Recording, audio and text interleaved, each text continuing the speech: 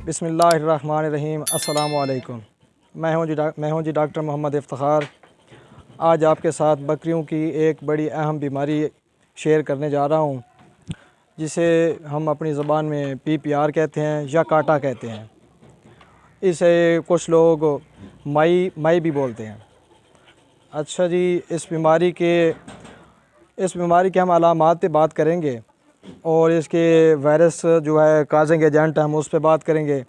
इसके इलाज और इसकी वैक्सीन के शेड्यूल पे बात करेंगे। तो सबसे पहले जो हमारा टॉपिक को शुरू करेंगे, सबसे पहले तो हम इसके वायरस पे बात करेंगे, यानी इसका काजिंग एजेंट क्या है। बैक्टीरिया इसका काजिंग एजेंट है, वायरस है, या कोई और वजह बनती है।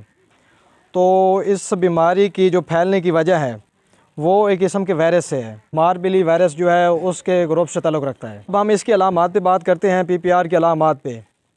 इसकी अलामात में जो जानवर है, ये ख़ास तौर हमारी जो PPR की मर्ज़ है, ये भेड़ और बकरियों में आती है। अच्छा, इसकी अलामात में क्या होता है, जानवर के जो आँखें होती हैं, जानवर की आँखें, जैसे कि बकरी है उसकी आँखें, उससे पानी आना शुरू हो जाता है। अच्छा, पानी आने के बाद 2-3 दिन पानी चलता रहता है और आहिस्ता आहिस्ता आँखें स्वेल्ड होती जाती हैं, आँखों पे स्वेलिंग आ जाती है। अच्छा, स्वेलिंग आने के बाद जानवर की आँखें बिल्कुल बंद होना शुरू हो जाती हैं, यानी बाज़ औक़ात ऐसा होता है कि हमारा जानवर जो है वो देखने से भी कासिर हो जाता है। पहली अलामत तो ये रह गई। दूसरी अलामत इसकी जो है, इसमें जानवर का जो टेम्परेचर है वो 104 से 105 हो जाता है। अच्छा, तीसरी अलामत में बात हम करेंगे, जानवर का जो मुंह है वो अंदर से गल सड़ जाता है, यानी पहले दाने बनते हैं, फिर दाने अल्सर की शक्ल इख्तियार कर जाते हैं, जिसकी वजह से जानवर दर्द और पेन की वजह से खा नहीं पाता। अच्छा, हम फिर बात करते हैं, जानवर को जो मुंह की बैरूनी साइड है उसके ऊपर छाले और दाने बन जाते हैं। अच्छा, इसके बाद जो वो मुंह के बाहर जो हमारे छाले निकलते हैं, उससे जानवर को शदीद तकलीफ़ होती है। अच्छा, इसकी हम और अलामात की तरफ आते हैं। इसकी और अलामात ये हैं कि ख़ास तौर जो मादा बकरियाँ हैं, ये खाना पीना तो छोड़ ही जाती हैं, साथ इनमें अगर प्रेग्नेंट हैं तो प्रेगनेंसी के अबार्शन के चांस बहुत बढ़ जाते हैं, यानी 50 से 60 बल्कि 70% जो है प्रेगनेंसी जो है वो ज़ाया हो जाती है, जानवर जो है वो बच्चा फेंक देता है। अच्छा, इसकी एक बड़ी ख़ास एक अलामत है, वो ये है कि इसमें जानवर को मोक लग जाती है, यानी दस्त लग जाते हैं। अच्छा जी, उन दस्तों के बारे में मुख्तलिफ़ डॉक्टर्स की मुख्तलिफ़ राय है। तो जो एक मुस्तनिद डॉक्टर है वो तो हमेशा यही रेकमेंड करता है कि PPR का जो जानवर है जिसे मोक लगी है PPR की वजह से, तो उसे हमें ख़ास तौर पे कोई भी ऐसी दवाई नहीं देनी चाहिए जिससे उसकी मोक रुक जाए।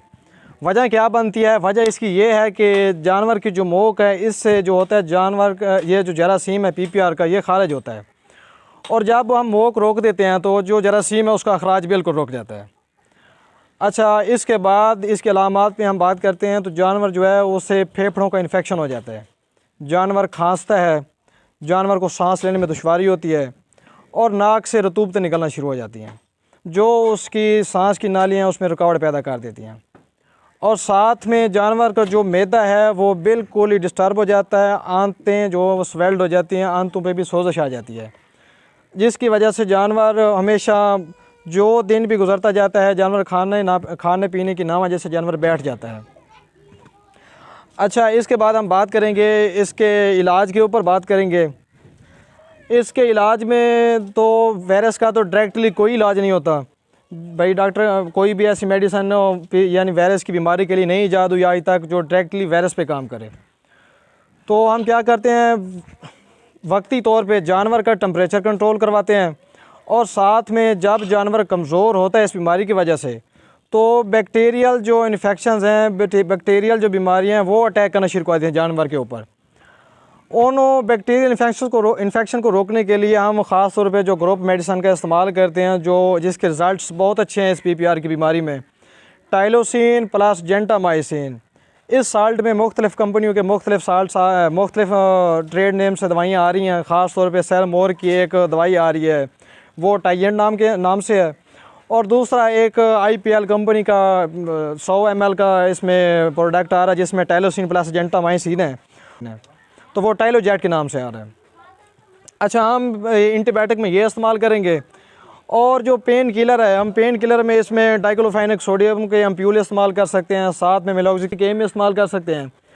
और पेन किलर अच्छे से अच्छा इस्तेमाल कर लें, जैसे लॉक्सन हो गया, कीटोजेक्ट हो गया, इनमें से कोई भी एक चॉइस कर लें, जो मर्ज़ी लगा लें, उसके रिज़ल्ट आ ही जाते हैं इसमें। तो इसके इलाज में पहले नंबर पे तो ये हो गया, हमने ड्रग की चॉइस कर ली। इसके बाद जो मुंह पे दाने बन जाते हैं, अब उनका क्या करना है?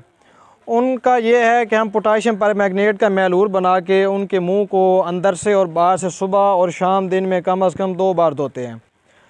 अब हमने क्या करना है, इसके बाद हम पेंसिलिन का कोई सा भी ग्रुप ले लेते हैं, उस ग्रुप में हम ग्लिसरीन मिला लेते हैं। ग्लिसरीन मिला के जो बाहर मुंह के दाने बने हुए हैं, जो अल्सर की शक्ल इख्तियार कर चुके हैं, तो ये हम पेस्ट बना के मुंह के बाहर लगा देते हैं। अब मुंह के अंदर जो मुंह का दर्द है, जिसकी वजह से जानवर खा पी नहीं रहा, तो उसके लिए हम एक बाज़ार से सोमोजेल ट्यूब मिलती है, हम उसका इस्तेमाल करते हैं, जिसकी वजह से जानवर को पेन से रिलीफ मिल जाता है। अच्छा जी, इस बीमारी की हम बात करते हैं, इसका एक तो ये एक किस्म की अछूत किस्म की बीमारी है, यानी एक जानवर से दूसरे को तीसरे से चौथे और पाँचवें छठे तक ये फिर फैलती जाती है। अच्छा, इसके बाद जो फैलाव है, अगर एक जानवर को आ गया और आपके रेवड़ में तकरीबन 80 से 90 जानवर हैं, तो उम्मीद यही है कि 90% ये आपके जानवर को इफ़ेक्ट कर जाएगी। उसके बाद हम इसके डेथ रेट पे बात करेंगे, यानी इस बीमारी में मौत कितनी है, जानवर इसमें मरते कितने हैं, और ये बीमारी कितना का अपना असर छोड़ जाती है जानवर के ऊपर। बकरा है या बकरी, मेल या फीमेल जो भी है, किसी भी जानदार को ये मर्ज़ आ गई है, उसके इलाज के दौरान या बग़ैर इलाज के इसका 90% चांस होता है कि आपका जानवर डेड हो जाएगा। देखें जी, इस बीमारी की शदीद तरीन नुकसानात में ये है कि ये बीमारी लगने से आपका जानवर नहीं बचता। बच भी जाए तो जैसे हमने आपसे पहले भी जिक्र किया है कि इसकी जो मादैन है वो अबार्शन कर जाती हैं, लागर इतनी हो जाती हैं, बाद में चलने फिरने में बड़ी मुश्किल होती है। तो एक इलाज में छोटी सी चीज़ रह गई हमारी, उसके इलाज में ये है कि जो जानवर हमारा शदीद तरीन किस्म का कमज़ोर हो गया है, उसे हम स्पॉटेड थेरेपी देंगे, जैसे कि उसे ड्रिप वगैरह भी लगा सकते हैं, जिसमें हम ताकत वगैरह के इंजेक्शन देंगे। और ऐसे जानवर जो जिनको मोक लगी हुई थी, उनके इलाज के लिए ये है कि उन्हें हम ORS मिलता है, तो वो हम इस्तेमाल करवाएंगे ताकि जिस्म में जो है वो पानी की कमी पूरी हो सके। अब सबसे बड़ी जो बीमारी का फैलाव पे हम बात करते हैं, यानी बीमारी ये फैलती क्यों है। ये बीमारी अक्सर औक़ात तो फैलती है हमारी नमी के मौसम में फैलती है। नमी का मौसम जैसे आज सितंबर अक्टूबर का महीना चल रहा है, तो इसके बाद दिसंबर आएगा, जनवरी फरवरी, ये ठंडे महीने हैं, ये पंजाब के मैदानी इलाके, इन इलाकों में ये बीमारी अक्सर इन 3 से 4 माह में ज़्यादा से ज़्यादा फैलती है। आपने क्या करना है, इन दिनों अपने जानवर के नीचे जो आपने पराली वगैरह या जो चीज़ आपने रखी हुई है, आपने पहले तो उसे खुश्क रखना है, उसे गीला नहीं होने देना, क्योंकि इससे बीमारियां, एक तो PPR ने तो अटैक करना ही करना है, और जो सानवी बीमारियां वो भी अटैक कर जाती हैं। अच्छा जी, इसके बाद आपने क्या करना है, फ़र्ज़ करें आपने मंडी से कोई भी जानवर लिया है, तो उसे डायरेक्टली अपने बाड़े में शामिल ना करें, उसे कम अज़ कम 21 दिन आप उसे दूसरे जानवरों से अलहदा रखें। इससे क्या होगा, अगर उसमें कोई PPR की अलामात हैं या इस बीमारी की कोई भी शिकायत है, तो इससे हमें क्या है, वो अलहदा रखने से हमें उसके डायग्नोज़ करने में, पता चलाने में आसानी हो जाती है। तो अब हम बात करेंगे इसकी एहतियाती तदबीर पर।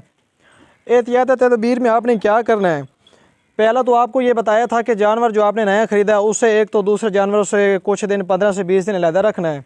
दूसरा ये करना है आपने कि ये जो खुरलियाँ पड़ियाँ हैं, इन्हें साफ़ सुथरा रखना है, बाड़े की सफाई का ख्याल रखना है, और जानवर को जो इस बीमारी में जो जानवर बीमार हो गया है, उसे दूसरे जानवरों से अलहदा कर लेना। PPR की वैक्सीन बाज़ार से इजीली अवेलेबल है, जो तकरीबन आपको किसी भी वेटरनरी स्टोर से 1200 से 1500 रुपये की इजीली मिल जाएगी।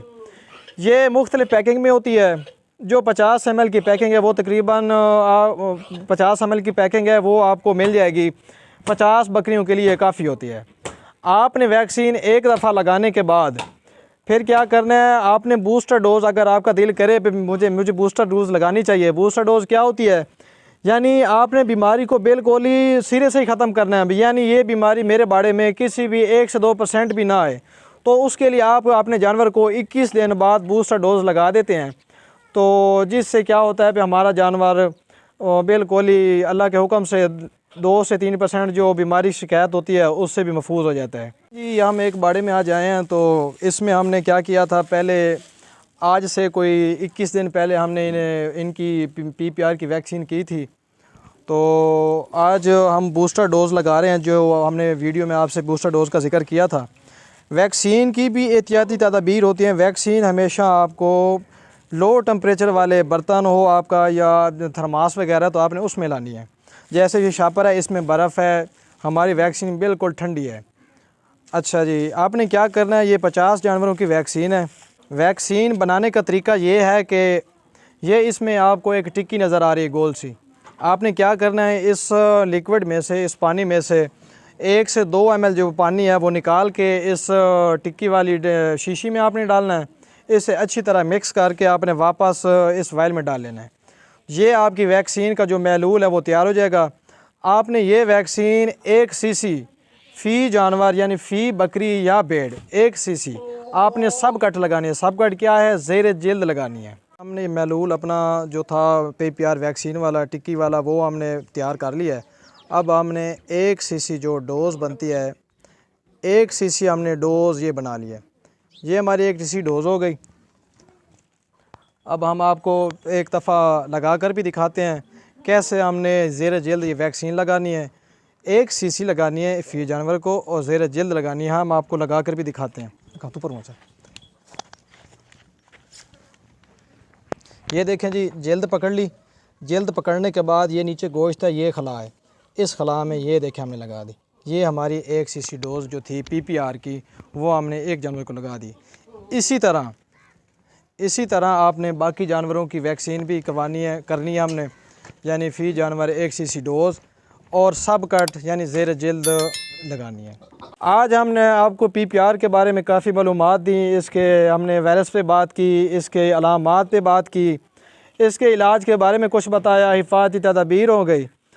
हम आपसे अपनी अगली वीडियो इंफॉर्मेटिव वीडियो के लिए इजाज़त चाहेंगे। तब तक के लिए डॉक्टर मोहम्मद इफ्तिखार आपसे इजाज़त चाहता है। अल्लाह हाफ़िज़।